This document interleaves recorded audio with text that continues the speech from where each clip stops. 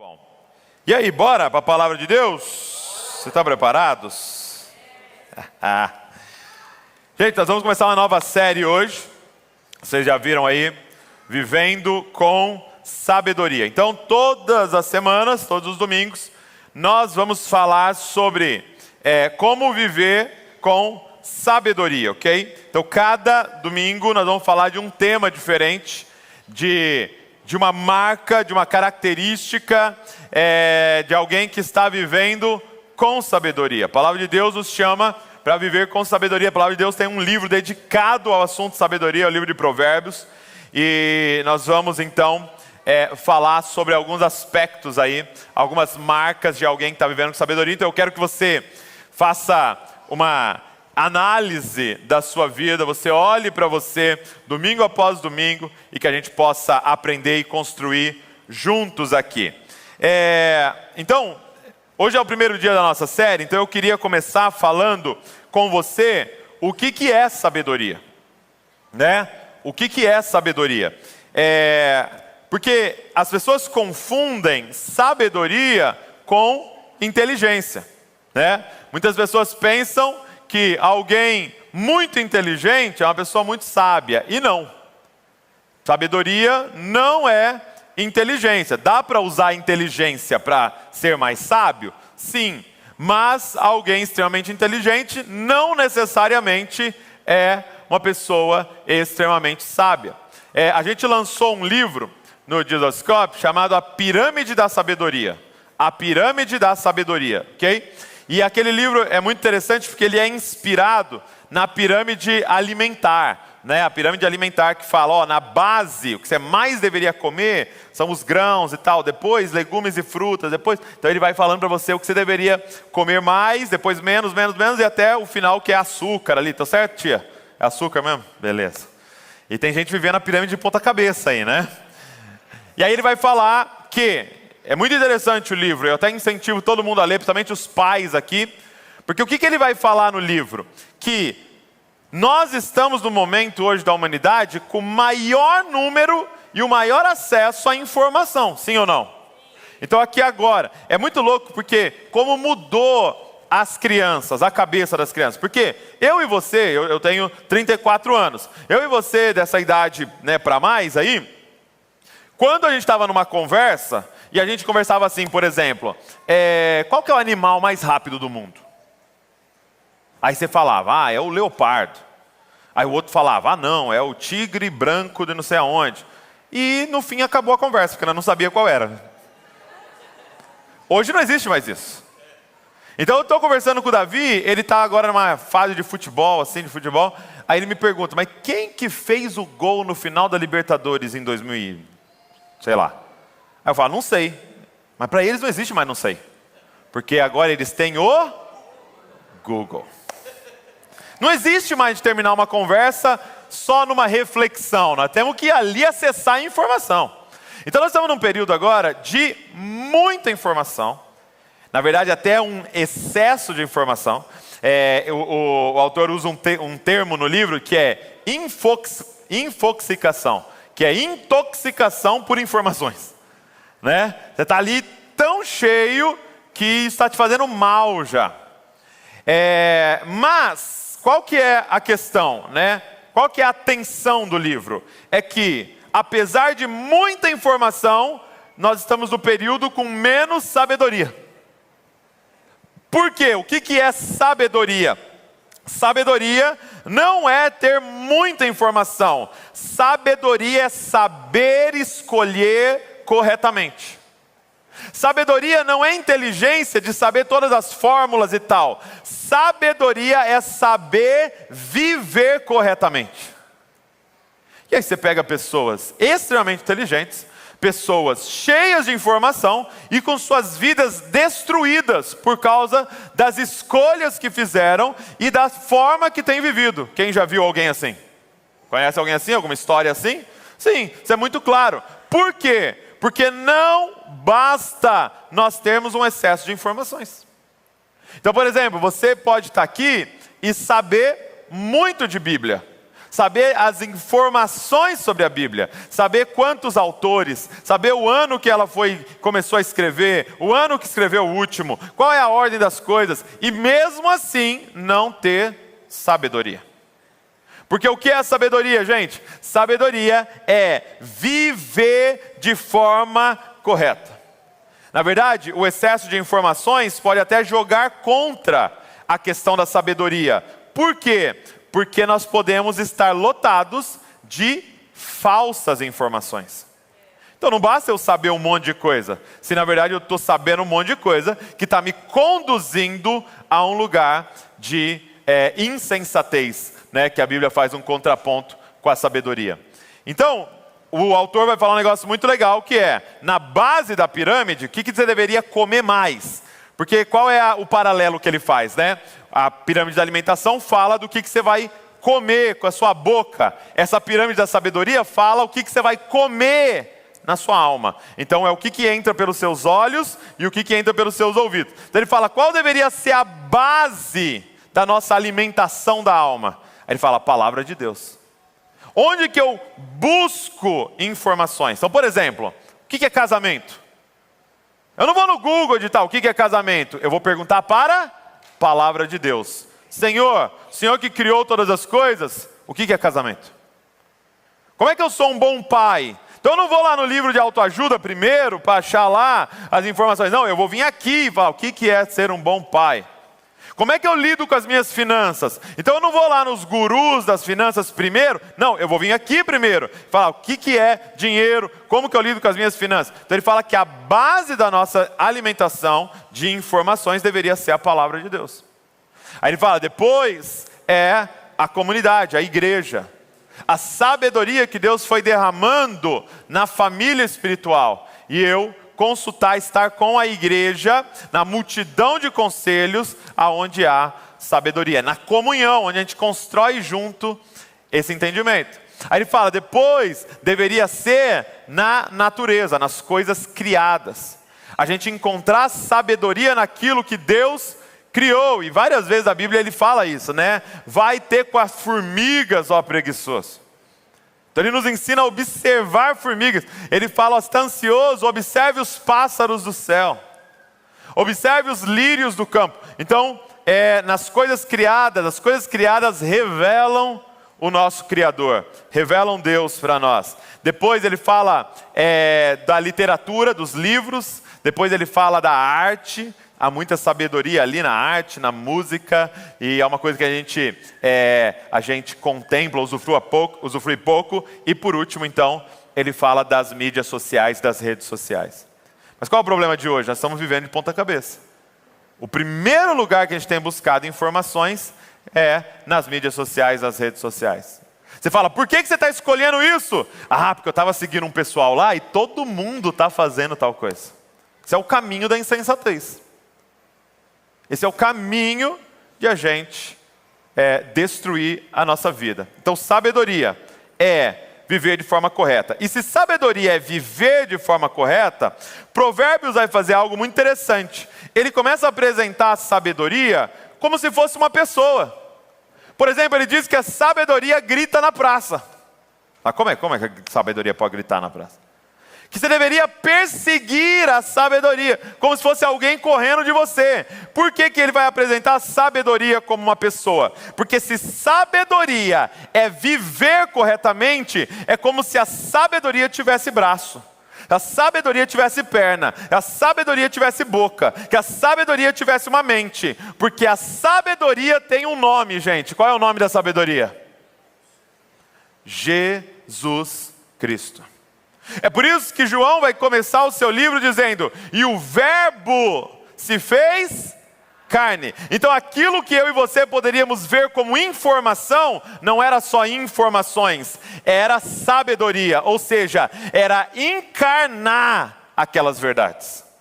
Então se você quer ser alguém sábio, nós vamos ter que olhar para Cristo. Nós vamos ter que olhar para Jesus, porque a sabedoria não é um conceito, sabedoria é uma pessoa. Quem está entendendo o que eu estou falando? Então ele veio nos ensinar como viver. Eu falo para vocês isso, que se o objetivo de Jesus fosse apenas apenas perdoar os nossos pecados, ele viria e apareceria com 33 anos, subiria ali na cruz, morreria, perdoaria nossos pecados, pagaria o preço do sangue pelos nossos pecados. Por que ele nasceu? Por que ele foi criança, adolescente, jovem, adulto e viveu 33 anos entre nós? Porque ele era a encarnação do Verbo. Ele era a sabedoria entre nós. E ali a gente também é salvo, assistindo ele viver e aprendendo como nós deveríamos estar vivendo. Então, sabedoria é uma pessoa, a sabedoria é Jesus. Então, todas as semanas nós vamos ver juntos alguns aspectos da vida de alguém que está vivendo com sabedoria. E hoje, o primeiro tema que eu queria trabalhar com vocês é gratidão. Gratidão. Então escreve aí, gratidão. Abra sua Bíblia comigo em Lucas, capítulo de número 17.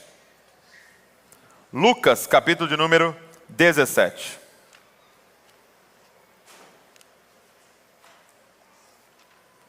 Vamos ler a partir do versículo 11. Eu quero usar uma história aqui que Lucas escreve, um dos relatos da interação de Jesus com alguns homens, para falar para você sobre sabedoria. A primeira pergunta que eu quero te fazer é: você é uma pessoa grata? Você é uma pessoa grata?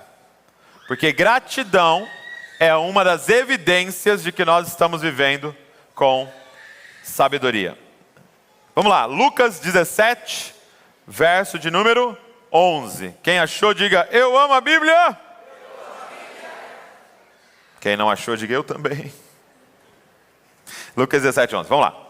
De caminho para Jerusalém, Jesus passava pelo meio de Samaria, da Galileia. Ao entrar numa aldeia, saíram-lhe ao encontro 10 leprosos, que ficaram de longe e gritaram: Jesus, mestre, tenha compaixão de nós. Ao vê-los, Jesus disse: vão e apresentem-se aos sacerdotes.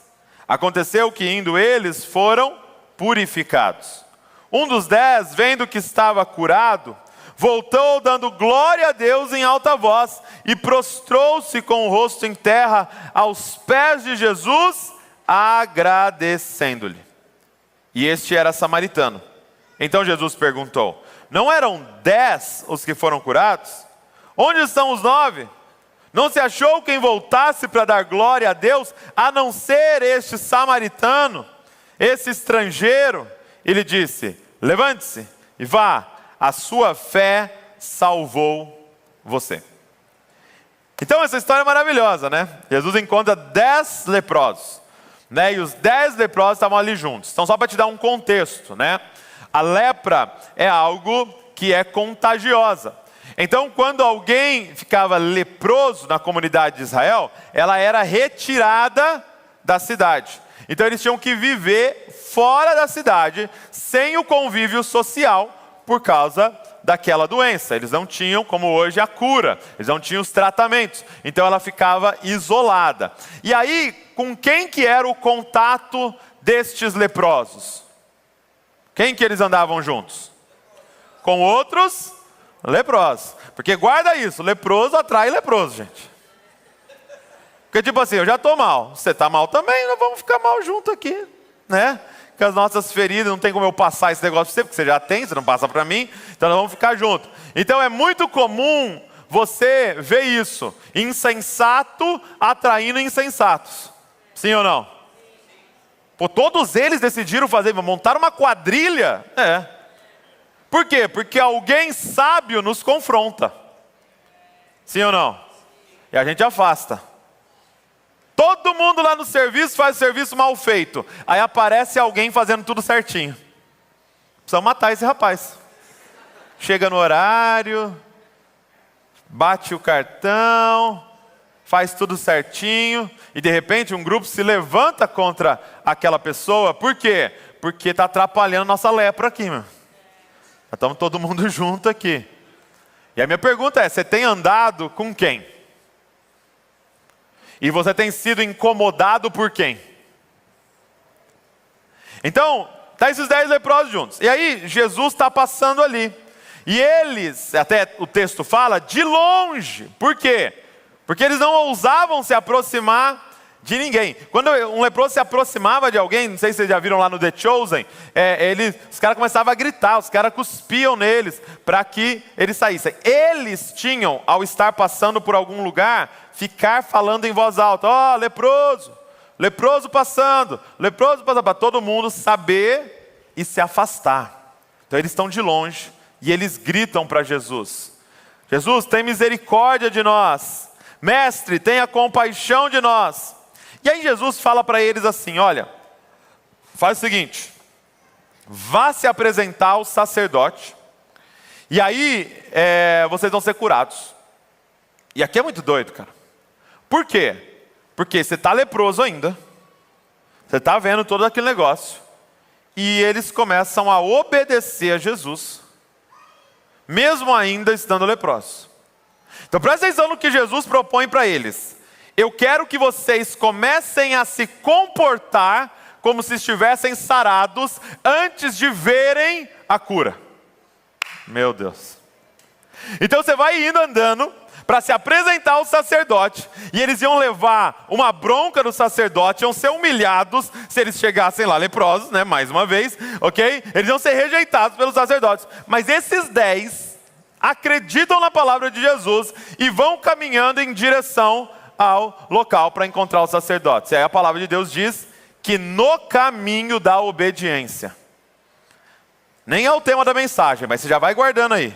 No caminho da obediência, eles são curados. Não é eu espero o milagre para eu obedecer, é enquanto eu obedeço, ele começa a nos curar. E aí eu imagino, né?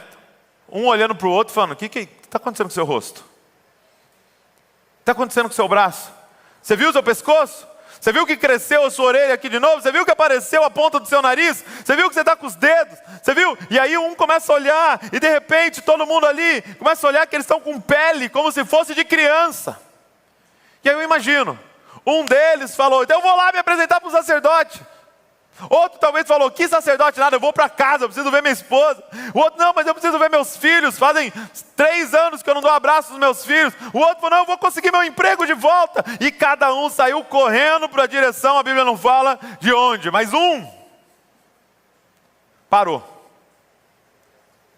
Um não foi para casa, um não foi para a família, um não foi procurar o emprego, um não foi, um falou assim: não, eu preciso voltar. E eu preciso encontrar esse homem que com uma palavra curou aquilo que era incurável. E a Bíblia diz que ele vai e ele se lança aos pés de Jesus. E ele começa a adorar e agradecer a Cristo. Eu quero mostrar para você agora 3 características de uma pessoa grata. Então o que eu quero dizer para você? Gratidão não é algo que você vai construir na sua força. Gratidão, um coração grato é uma evidência de algumas coisas que estão acontecendo na sua vida.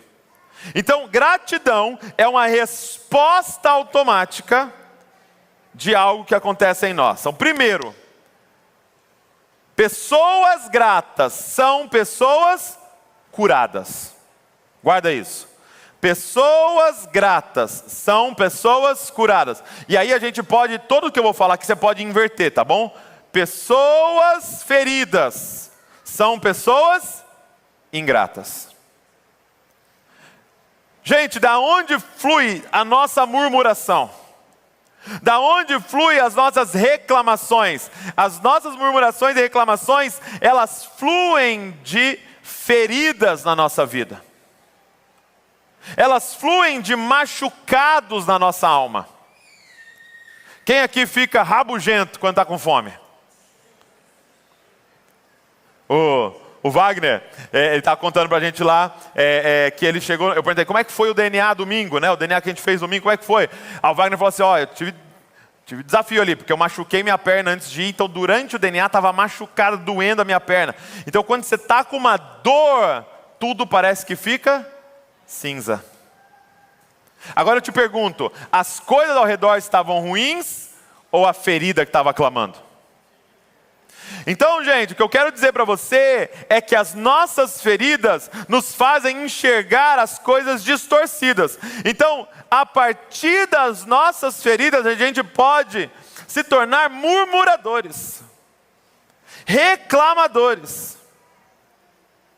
A gente pode ver em toda parte a partir das nossas feridas. Sabe, quando nós estamos feridos, nós temos a tendência a escolher dois caminhos. Então imagina o seguinte, imagina que de repente eu estou numa situação e alguém vem e me agride, me dá um soco. E ele me dá um soco forte no meu braço a ponto de ferir o meu braço e ficar aquele roxo, ficar aquele preto no braço de tão forte que foi a pancada que você recebeu. Então o que aconteceu ali? Um trauma. O que aconteceu ali? Uma ferida. Agora eu tenho uma dor. E aí, ao viver aquela dor, você vai ter agora duas reações. E eu quero que você identifique qual é o caminho que você está escolhendo. Duas reações. Ou eu posso pegar o caminho da vitimização, e aí eu vou fazer o que com aquele ali? Mesmo depois de já ter sarado, meu braço está normal, não está mais roxo, já restaurou, eu vou viver a vida assim, ó. Alguém fala, olá, você faz, oi.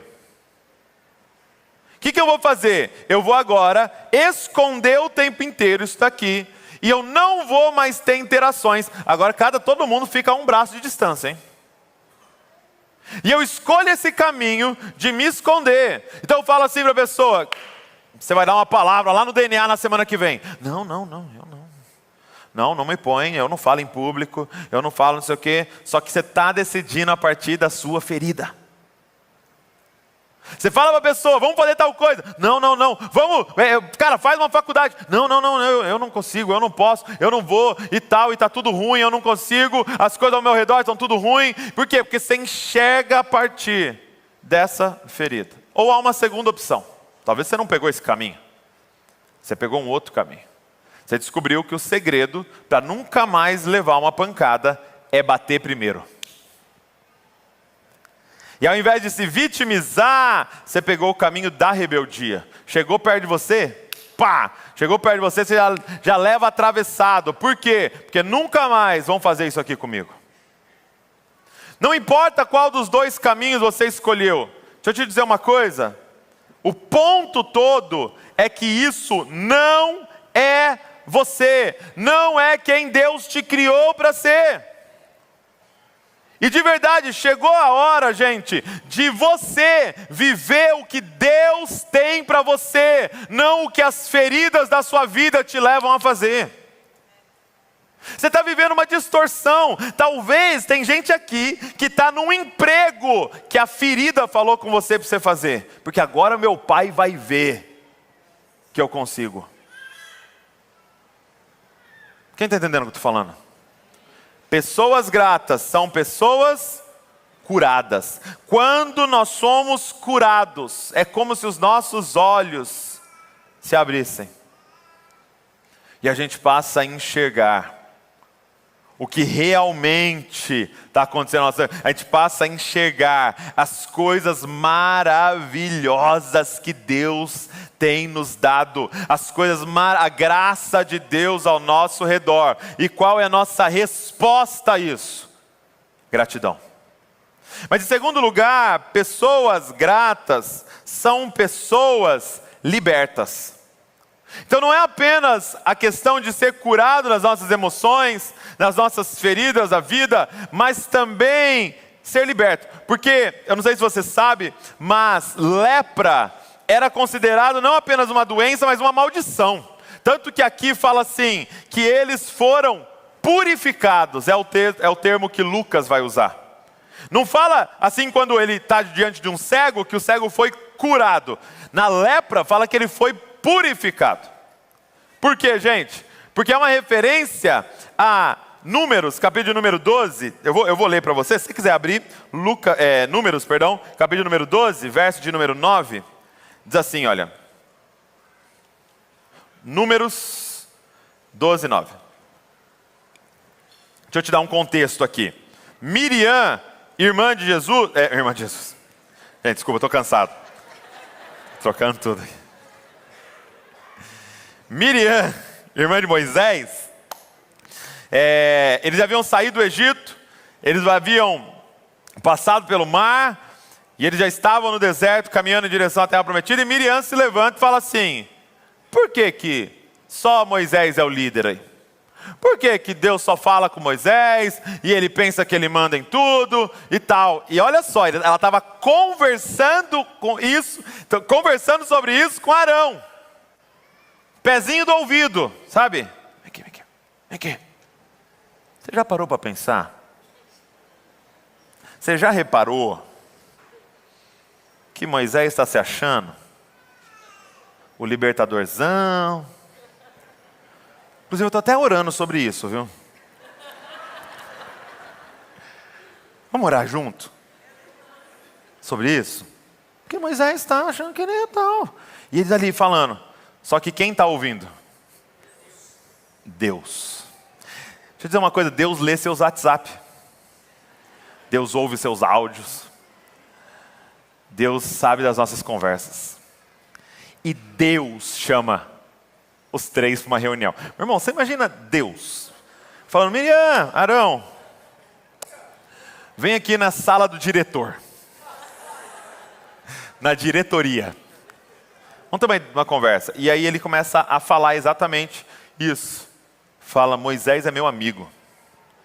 Aos profetas eu falo por sonho, por visões, mas com Moisés eu falo face a face. E ele começa a exortar, e aí acontece isso, verso de número 9, Números 12, 9. E a ira do Senhor se acendeu contra eles, e ele se retirou, e quando a nuvem se afastou de sobre a tenda, eis que Miriam estava leprosa, branca como a neve. Arão olhou para Miriam, e eis que ela estava coberta de lepra. Depois você vai ver que Moisés intercede por Miriam. Isso é muito louco, essa figura de Cristo, né? A pessoa está com lepra porque estava te caluniando, falando mal de você, e você vai interceder diante de Deus para ela ser curada. Isso é muito lindo. E aí ela é curada, mas lepra tinha esse aspecto, não apenas de uma doença, mas também de uma maldição. Então o que esses homens precisavam ser, além de curados, eram libertos. E o que é ser grato? Qual é uma característica de uma pessoa grata? É uma pessoa liberta. Porque quando ainda somos escravos do pecado, gente, nós vemos tudo distorcido. Você já viu em Gênesis, capítulo número 3, quando eles comem do fruto proibido, eles desobedecem ao Senhor. O que a Bíblia diz? Que os olhos deles foram abertos. Quais olhos? Esses olhos contaminados pelo pecado.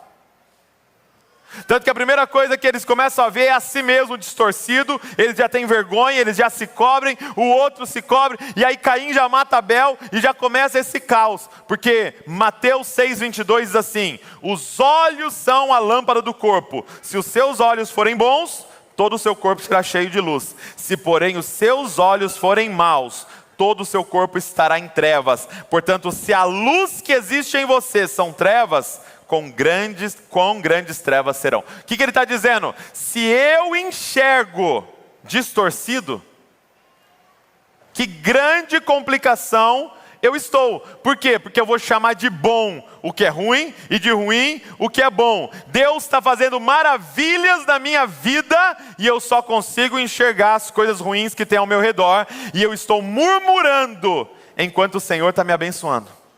Você lembra o irmão do filho pródigo? Né? O irmão mais velho chega e fala: todos esses anos eu trabalho como escravo para você, você nunca me deu um cabrito para eu celebrar com os meus amigos. E aí você está ali, diante de um menino que era herdeiro, o dono da fazenda inteira, reclamando de um cabrito. Meu irmão, eu quero que você vá para casa com essa: todas as vezes que você reclamar de alguma coisa, lembre, é o co-herdeiro com Cristo Jesus, ou seja, aquele que vai herdar a terra, que está reclamando de alguma coisa. Esses somos nós. Na nossa mentalidade de escravos, na nossa mentalidade. Então, quanto mais libertos somos do pecado, da mentalidade de órfão, quanto mais libertos somos, mais nós podemos enxergar o que há ao nosso redor. Talvez você hoje aqui está vivendo uma visão distorcida. Você não está vendo corretamente as coisas ao seu redor. E há uma passagem nas Escrituras, também em Números, na verdade até a sequência, Números 13, em que eles chegam, então, na terra prometida. Havia uma promessa sobre Israel, que Deus daria uma terra para eles que mana leite e mel, a terra prometida, Canaã. E eles saem do Egito e eles começam essa caminhada, então, no deserto, em direção a Canaã, para eles entrarem na terra prometida, que foi prometida lá para Abraão. Então eles vão chegar nesse objetivo. E aí o povo inteiro chega diante da terra prometida. E aí Moisés faz o quê? Envia 12 espias para dar uma olhada na terra.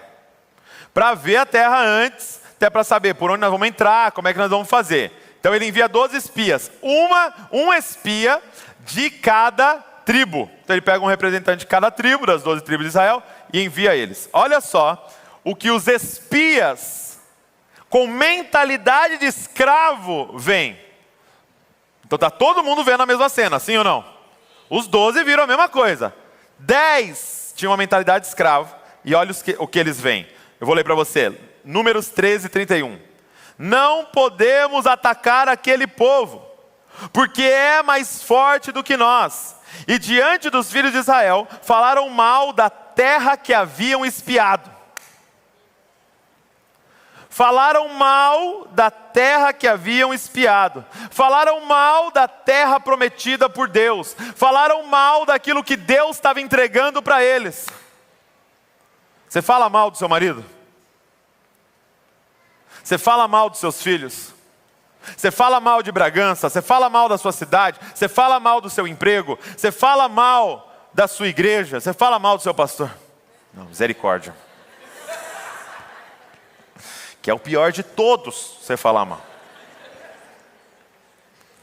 Falaram mal da terra que haviam espiado, dizendo: a terra pela qual passamos para espiar é a terra que devora os seus moradores, e todo o povo que vimos nela são homens de grande estatura. Também vimos ali gigantes, os filhos de Anak, que são descendentes de gigantes, e éramos aos nossos próprios olhos como gafanhotos, e assim também éramos aos olhos deles. Presta atenção. Olha o que uma mentalidade de alguém que está escravo vê. Vê o outro como gigante e a gente como gafanhoto. Sendo que a força deles não estava na capacidade deles de destruir aquelas pessoas. A força deles estava na promessa de Deus. Gente, eles viram o mar se abrindo. Eles viram o povo mais poderoso da terra na época, o Egito, sendo destruído. Eles viram maná cair do céu. Eles tinham a coluna de fogo. Mas era tão forte o espírito de murmuração dentro deles, que ao chegar naquela terra, eles não conseguiram enxergar as evidências das promessas de Deus, mas eles conseguiram enxergar as evidências da murmuração deles. Presta atenção no que eu vou te falar. Quando você reclama, quando você murmura, você está intercedendo. A gente chama de intercessão demoníaca. Murmuração é intercessão demoníaca. Você está intercedendo. Nossa, vou dar um exemplo. Vamos dizer assim, ó. Você fala assim: ninguém gosta de mim naquela igreja. Ninguém gosta de mim naquela igreja. Fica falando que são cópia de Jesus e ninguém gosta de mim. Fica falando que é família, mas ninguém gosta de mim. Ninguém fala comigo. Ninguém se importa comigo. Então você está murmurando. Você está murmurando, você está murmurando, você está murmurando. Beleza. De repente você vem no domingo que vem. Quando você entra pela porta, o que os seus olhos vão procurar? Sabe qual é a frase que o nosso cérebro mais gosta, gente? Falei, eu estava certo.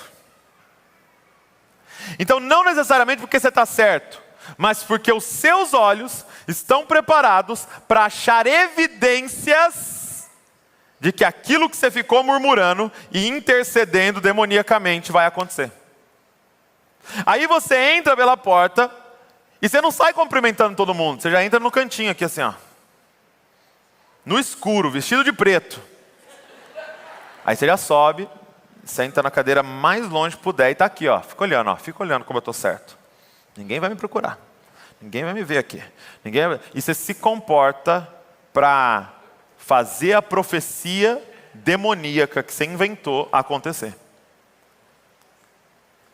É isso que estava acontecendo. Esses caras murmuraram da saída do Egito até a porta da promessa. Eles murmuraram.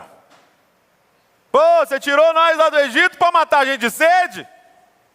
Ô, então era melhor ficar escravo lá do que morrer de fome. Ô, calor, hein?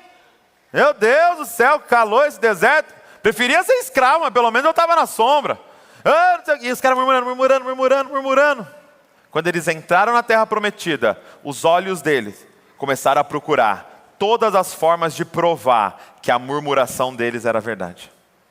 Agora, olha 2 que eram libertos. Os espias libertos. Verso número 30. Então Calebe fez calar o povo diante de Moisés e disse: vamos subir agora e tomar posse da terra, porque somos perfeitamente capazes de fazer isso. Gente, olha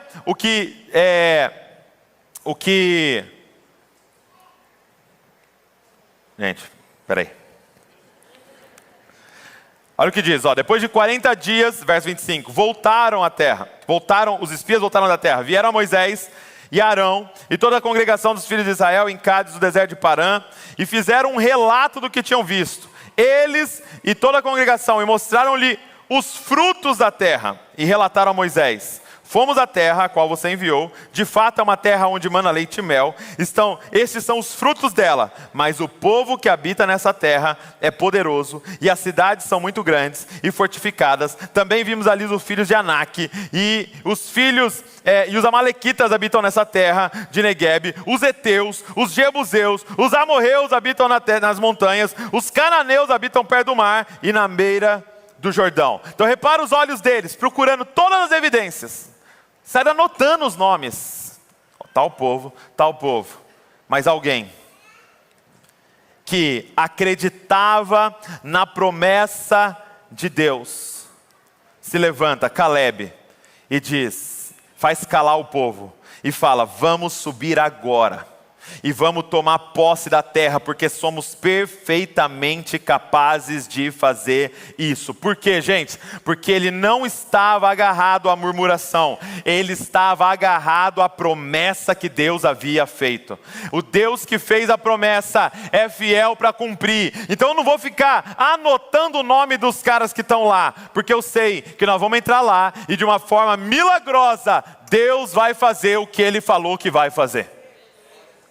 É um convite a se apegar ao que Deus disse que irá fazer. Mas por último, gente, a última característica dos gratos é a adoração. Os gratos são adoradores. Quando esse homem é curado, quando esse homem é purificado, o que ele faz? Ele volta correndo, se lança aos pés de Jesus e ele começa a adorar. Quem são as pessoas aqui, gente, que mais adoram? Quem são as pessoas dentro desse prédio ou talvez em casa que adoram com mais intensidade? São aqueles que são movidos de gratidão. São aqueles que têm um coração grato.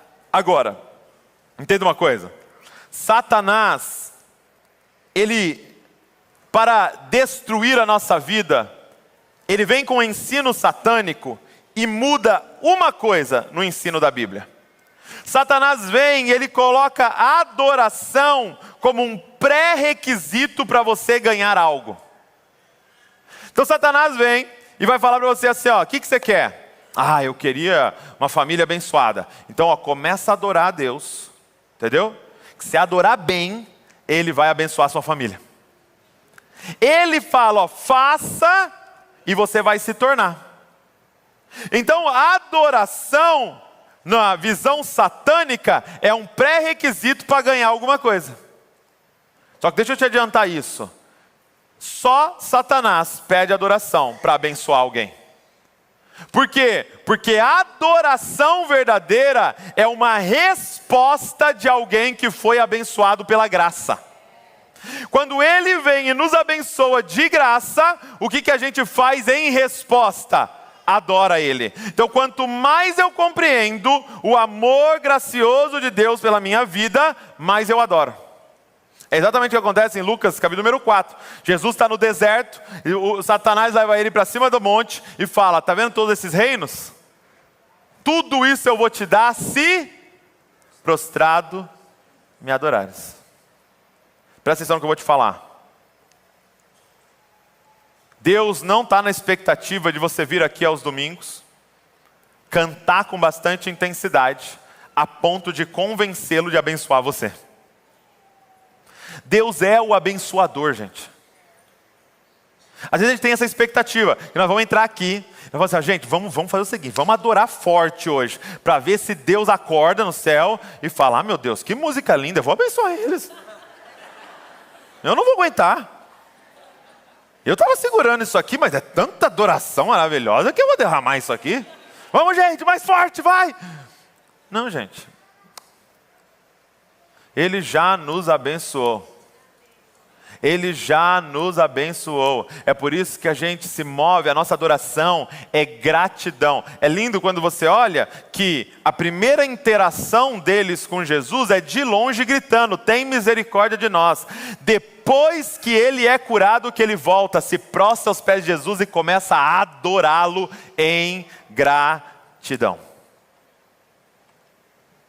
Então qual é o motivo por que nós adoramos? É por aquilo que Ele já fez na nossa vida. Por aquilo que Ele já nos deu. Por aquilo que Ele já realizou. Que foi nos salvar. Derramar a sua graça sobre nós. Interessante que Tomás de Aquino, ele tem um estudo sobre gratidão. E o meu amigo Davi Lago, ele me mostrou isso. Eu achei muito interessante que Tomás de Aquino diz o seguinte, que a gratidão começa... Primeiro passo da gratidão é reconhecimento. A primeira coisa que você precisa para ser alguém grato, você precisa reconhecer que alguém fez um ato de bondade com você. Então eu estou aqui, alguém do voluntário veio e trouxe água para mim. Então eu preciso reconhecer que aquilo foi um ato de bondade. Foi um ato, de bondade comigo. Então a primeira parte da gratidão é você pensar. Tanto que obrigado para você agradecer em inglês, como é que é? Vai, pronuncia aí lindo o seu inglês. Thank you. Thank you. Por quê? Thank vem da palavra think, que é pensar. Então é como você fala assim: eu reconheço, eu penso no que você fez por mim. Eu reconheço o que você fez por mim. Então é think, Thank you. Aí a segunda parte, depois de reconhecer, porque tem gente que pode reconhecer, mas ser tão orgulhoso de não agir em gratidão, reconhece, mas a segunda parte é quando aquilo toca os nossos corações. Então é quando eu percebo a graça naquilo ali. É quando eu percebo a graça de Deus naquilo ali. É quando eu percebo que eu não paguei e não merecia aquilo ali. Que a pessoa agiu, por exemplo, deixa eu te fazer uma pergunta. Você entra todo dia 6, lá na sala do seu chefe e fala: obrigado pelo meu salário. Sim ou não? Não, porque na sua cabeça é um pagamento. Eu entreguei o serviço, você pagou. Ok? Mas aí, quando você vai se mover em gratidão, eu reconheço... E aí eu percebo aquela graça. E isso toca as nossas emoções. É por isso que em espanhol, como é que fala obrigado? Gracias. Em italiano, grazie. Em francês é merci, que é exatamente graça. Porque eu reconheço a graça. E a última parte, depois que eu reconheço, depois que aquilo me toca, nós desejamos responder àquela graça. Nós desejamos agora voluntariamente, por quê? Porque agora aquele ato de bondade me conecta àquele que agiu na minha vida. E agora eu estou conectado com ele, e agora eu tenho uma obrigação com Ele. E é por isso que apenas da língua portuguesa que nós falamos obrigado. Porque agora eu reconheço, isso me tocou, e agora voluntariamente eu estou obrigado a retribuir, a viver conectado a partir daquilo que você fez por mim. Na nossa língua portuguesa está claro que você ser grato a Deus te coloca agora numa posição de voltar, se lançar aos pés dele e falar: agora você é o meu Senhor. Fala e eu quero obedecer. Fala e o Senhor vai mandar na minha vida. Obrigado. Os gratos são pessoas adoradoras. Agora, para a gente caminhar para o final, como ser uma pessoa grata? Como que nós podemos ser uma pessoa grata? Primeira coisa que eu quero te falar: não há nada que nós podemos fazer para produzir um coração grato, mas é uma pessoa que nós temos que encontrar, que gera em nós um coração grato.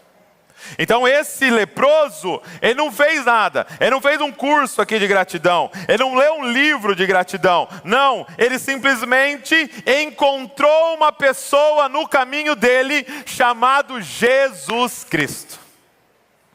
Se você aqui hoje está identificando: Douglas, eu sou uma pessoa ingrata, Douglas, eu tenho me movido em murmuração, Douglas, eu acordo vendo as coisas que estão ruins, sabe o que você precisa fazer? Nada, você precisa encontrar uma pessoa. E eu quero te dar uma boa notícia: ele está passando por aqui hoje. Porque onde 2 ou 3 estão reunidos, Ele está no nosso meio. E Ele quer tocar na nossa lepra. Ele quer nos curar, Ele quer nos libertar, Ele quer nos fazer adoradores. Por que, gente, esse encontro com Jesus, Ele faz isso com a gente? Por que, olhando para esse texto, por que só esse homem volta, gente? Sabe por quê? Porque para ter um coração grato, você precisa ter um encontro com a graça de Deus. Então o que é gratidão? São as ações de graça. É quando eu estou em encontro com a graça, o meu coração explode em gratidão. Por que esse é o cara que volta? Porque ele era o único samaritano. O que é um samaritano, gente? Era alguém que não era um judeu. Era alguém que não fazia parte da comunidade de Israel. Ele era lá um samaritano. E ele sabia que um judeu não se importava com ele. Ele sabia que ele não merecia. Ele sabia que ele já era amaldiçoado. E de repente, ele recebe esse ato de graça, uma cura na vida dele. Quando ele recebe esse ato de graça, sabendo o quão devedor ele era, ele não aguenta a não ser explodir em gratidão. Quando que nós somos ingratos, murmuradores, quando nós pensamos que não estamos recebendo algo que a gente merecia? Peraí, Deus, você me deve um marido bom. Mas deve por quê? O que você fez de tão bom? Você me deve filhos abençoados. Você me deve as minhas finanças abastadas. Você me deve uma saúde de ferro. Você me deve um ambiente maravilhoso. Você me deve que tudo dê certo na minha vida. Agora, quando você reconhece: eu não mereço nada de bom, mas Ele veio com a sua graça e me encontrou e me achou. Gente, todo dia que eu acordo, eu falo: eu não merecia estar mais um dia vivo, mas Ele derramou da graça dEle sobre nós. E a gente abriu o olho e nós estamos vivos. Já é motivo da gente viver o dia todo em gratidão. A gente tinha um pastor na família Baixo da Graça, o pastor Nagai, e ele falava assim: abre a torneira e começa a glorificar a Deus. Estamos vivendo uma sociedade que a cidade se organizou para a água chegar na sua casa. E tem gente aqui que ainda dá para ligar a quente ainda. Sério que você está murmurando? Entra no seu carro, vai no guarda-roupa, tem alguma roupa? Abre a geladeira, tem alguma coisa? Só que o problema é que você está como aqueles 9 que provavelmente falou: deu certo a nossa oração, deu certo o que a gente fez, deu certo a oferta que a gente deu certo o que a gente está dizimando, deu certo. E aí eles estão achando que aquela cura é uma resposta justa de Deus para o que eles estão entregando. E eles vão embora viver a vida, mas alguém sabia que não merecia aquela graça, não merecia aquilo ali. E não tem como, cara. Quando você entende o tamanho da bondade. Sabe, eu não sei o que você está passando na sua vida, eu não sei as coisas que você está fazendo, eu não sei as escolhas que você fez, mas eu sei que Ele está aqui, doido para tocar na sua vida. De graça. Doido para te purificar, te fazer como uma criança e te dar uma nova vida. Sabe, religiosos não são pessoas gratas, porque acham que merece aquilo que Deus dá para eles. Mas nós nos encontramos com o Evangelho. Nós somos aqueles que reconhecem: nada de bom na nossa vida a gente merece, é graça do Senhor. Eu quero te convidar nessa semana a renovar sua mente. Talvez você que está aqui hoje, você já teve um encontro com Jesus, você já foi salvo, você já nasceu de novo, o Espírito habita em você. O que falta para você? Renovar sua mente nessa nova realidade. Sabe o que acontece quando nós temos esse encontro com Jesus? A primeira coisa que acontece é que a nossa lista de prioridades muda. Eu vou primeiro lá encontrar minha família. Não, eu vou primeiro lá no meu emprego. Não, eu vou primeiro ver meus amigos. Finalmente estou curado, vou lá jogar uma bola. Não, para um cara a lista virou de ponta cabeça. A primeira coisa que eu vou fazer é voltar, me lançar aos pés daquele homem e reconhecer que eu estou diante de Deus. Eu quero que você deixe o Senhor mudar a sua lista de prioridades.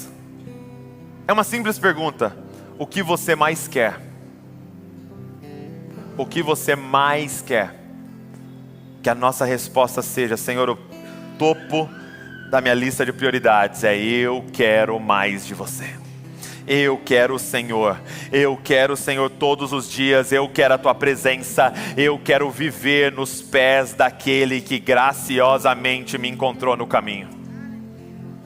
Eu estava lá perdido com a minha lepra e o Senhor me achou, o Senhor me curou, o Senhor me tocou. Eu quero você. Mas segundo, eu quero te convidar a pensar sobre isso e a receber tudo ao seu redor como graça de Deus. E aqui nós precisamos lembrar um ao outro, porque nós vamos se esbarrar e vamos reclamar, e nós vamos lembrar. Receba tudo como graça de Deus. Gente, vire alguém que fala obrigado para absolutamente tudo. Posso desafiar? Fala obrigado pelo seu salário. Fala obrigado pela sua comissão. Fala obrigado, porque você sabe que é graça de Deus estar vivo. Não, Douglas, eu trabalhei pelo meu salário ali, aquilo ali é uma obrigação. Não. Quanto que você paga para o seu coração estar batendo no dia que você foi formado no ventre da sua mãe até hoje? Quanto você paga pelo pulmão que você tem? Quanto você paga pelo ar que você respira? Quanto você paga para H2O? É graça, cara. A nossa vida é graça. Eu quero te convidar a receber tudo como graça de Deus. Seus filhos, sua família, seu marido, sua casa, sua esposa, seu trabalho, com grande salário, com pequeno salário, receba tudo como graça, como alguém que é totalmente dependente dele e que tudo de bom na nossa vida vem do Pai das luzes. E por último, de forma bem prática, eu quero desafiar você a treinar os seus olhos. Pela manhã, quando você acordar, faça uma lista, tá? Então aqui, se você quer mesmo mudança de vida, eu quero que você faça isso. Pela manhã, faça uma lista de 5 coisas que você é grato. Todo dia. E se possível, não deixa repetir o que você vai colocar nas 5 coisas. Todo dia de manhã. Muito simples, gente. Você vai demorar 2 minutos. Levanta, pega seu celular. Coloca lá, dia 8/8, segunda-feira. Sou grato por... E coloca 5 coisas. Porque está treinando os seus olhos para olhar ao redor e procurar pelas evidências do amor de Deus na sua vida. Deus quer nos libertar de um espírito de murmuração, cara, e nos fazer viver com sabedoria, como alguém movidos pela gratidão. Fica de pé no seu lugar junto comigo.